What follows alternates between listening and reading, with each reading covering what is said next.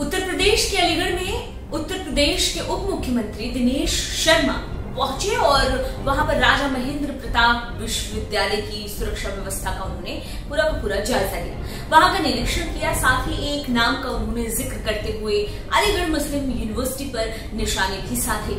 उन्होंने कहा कि 90 साल के लिए राजा महेंद्र प्रताप ने अपनी जमीन को पट्टे के तौर पर एएमयू को लीज पर शिक्षा के लिए दान किया, पर एएमयू में उनका कोई जिक्र ना होना बेहद ही विसंगति है, जबकि हिंदुस्तान से बाहर के लोगों का जिक्र अलीगढ़ मुस्लिम यूनिवर्सिटी में होता रहा है। दरअसल यूपी की योगी सरकार की तरफ से 2019 में राजा महेंद्र प्रताप सिंह के नाम अलीगढ़ में एक राज्य स्तरीय यूनिवर्सिटी खोलने का ऐलान किया गया और अब इलेक्शन से ठीक पहले हो भी रहा है। ये राजा महेंद्र प्रताप के नाम का खूब जोरों शोरों से इलेक्शन के आने से पहले जिक्र भी किया जा रहा है। ऐसे में ये जानना बहुत जरूरी हो जाता है कि आखिर राजा महेंद्र प्रताप थे कौन और उनसे जुड़ी ऐसी क्या जानकारियां हैं जिसे जानना चाहिए। और इसके साथ साथ ये भी जानना जरूरी हो जाता है कि आखिर इलेक्शन से जस्ट पहले, इलेक्शन से कुछ महीनों पहले ही बीजेपी क्यों इनकी चर्चाएं जोरों शोरों से करने लगी है। सब कुछ इस वीडियो में डिटेल में जानेंगे, लेकिन उससे पहले अगर आपने हमारा चैनल अभी तक सब्सक्राइब नहीं किया तो जल्द कर ले।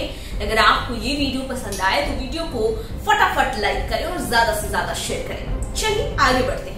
राजा महेंद्र प्रताप सिंह पश्चिमी उत्तर प्रदेश के हाथरस डिस्ट्रिक्ट के मुरसान रियासत के राजा हुआ करते थे, जो एक जाट फैमिली से आते थे और उनकी पर्सनालिटी के कई रंग थे। वे अपने एरिया के बेहद पढ़े लिखे शख्स हुआ करते थे और अपने जीवन में वे लेखक रहे, पत्रकार रहे। पहले विश्व युद्ध के वक्त वे अफगानिस्तान गए और 1 दिसंबर 1915 को वहां भारत की पहली निर्वासित सरकार उन्होंने बना डाली और खुद को वहां का राष्ट्रपति घोषित किया और अफगानिस्तान में पहली निर्वासित सरकार की भी उन्होंने ऐलान कर दिया था। उन्होंने सरकार बनाने के बारे में घोषणा कर दिया था। निर्वासित सरकार का माने ये होता है कि अंग्रेजों के शासन के वक्त ही स्वतंत्र भारतीय सरकार का ऐलान कर देना। राजा महेंद्र प्रताप सिंह ने जो किया वही बाद में स्वतंत्रता सेनानी सुभाष चंद्र बोस ने भी किया। यहाँ जवाहरलाल नेहरू का भी जिक्र आता है, जिनकी विदेश नीति में मित्र देश नहीं रहे थे जर्मनी और जापान, और इन देशों से मदद मांगकर राजा महेंद्र प्रताप सिंह ने आजादी की लड़ाई शुरू कर दी थी। यही कारण था, यही पर मतभेद आता है और यही कारण था कि कांग्रेस ने राजा महेंद्र प्रताप सिंह को बेहद तरजीह नहीं दी जाती थी, वैल्यू इतना ज्यादा नहीं उनका किया जाता था। राजा महेंद्र प्रताप सिंह ने 1957 में मथुरा से निर्दलीय उम्मीदवार के तौर पर चुनाव लड़ा और जीत भी गए। इस चुनाव में जनसंघ के उम्मीदवार के तौर पर यहां से अटल बिहारी वाजपेयी भी खड़े थे। उस चुनाव में करीब 30,000 वोटों से कांग्रेस के चौधरी दिगंबर सिंह को राजा महेंद्र प्रताप सिंह ने हरा दिया था। तो वही साल 1962 में हुआ ये कि करीब 30,000 वोट से राजा महेंद्र प्रताप सिंह को ही चौधरी दिगंबर सिंह ने हरा दिया और इस तरह से उन्होंने हिसाब चुकता किया। खैर, सियासत से हटकर देखें तो राजा महेंद्र प्रताप सिंह की शिक्षा के लिए मददगार के तौर पर भी होती रही है, मददगार के तौर पर भी उनकी पहचान होती रही है। वे एक ऐसे समाज सेवी के तौर पर पहचाने गए जो शिक्षा के प्रचार के लिए, बढ़ावा देने के लिए हमेशा धन संपत्ति का दान करते रहे थे। अब आता है अलीगढ़ मुस्लिम यूनिवर्सिटी का जिक्र। दरअसल राजा महेंद्र प्रताप सिंह के पिता थे राजा घनश्याम सिंह, जिनकी दोस्ती हुआ करती थी सर सैयद अहमद खान से।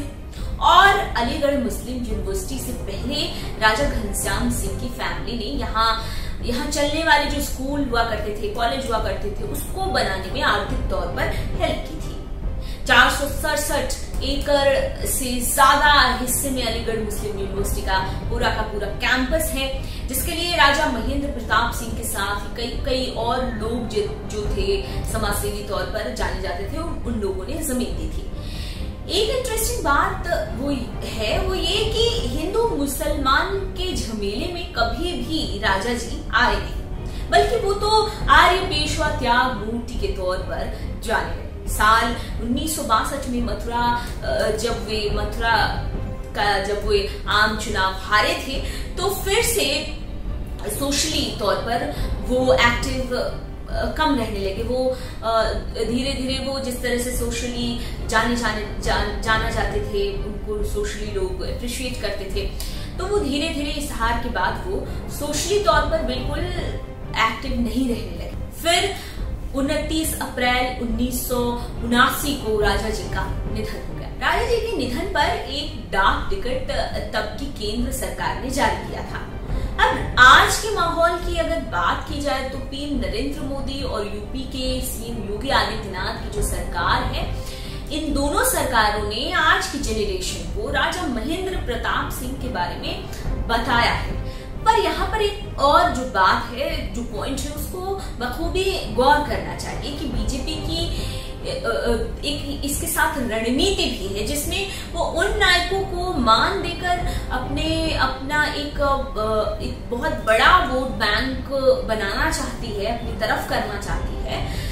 लेकिन यहाँ जो नहीं भूलने वाली बात है वो ये कि उन नायकों का जनसंघ, जिनके बारे में वो कहती है कि नायकों को भुला दिया गया, उन नायकों का शुरुआत से ना तो जनसंघ से और ना ही बीजेपी से कभी जुड़ाव ही रहा है। अब अगर सियासत की बात की जाए तो पश्चिमी उत्तर प्रदेश में जाट किसान 3 नए कानून, कृषि कानूनों के खिलाफ मोदी के विरोध में खड़े हो गए हैं, मोदी सरकार के विरोध में खड़े हो गए हैं, बीजेपी के विरोध में खड़े हो गए। ऐसे में बीजेपी उनको मनाने की कोशिश में जाट फैमिली के राजा महेंद्र प्रताप सिंह को याद करती फिर रही है, ऐसा कह सकते हैं।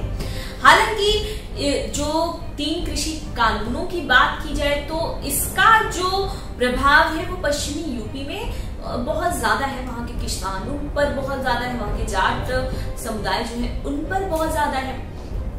पर गौर ये भी करना होगा कि बीजेपी की हालत इतनी भी खराब नहीं है। वो पश्चिमी यूपी को छोड़ दिया जाए तो और जो यूपी के भाग है, पूर्वांचल हो गया या मिडिल यूपी हो गया, यहाँ पर वो बहुत चुस्त दुरुस्त है और इलेक्शन के लिए पूरी तरह से तैयार है। हालांकि इन सारे नामों का जिक्र करना बीजेपी के लिए कितना फायदेमंद होगा इलेक्शन में, ये आने वाला वक्त बताएगा।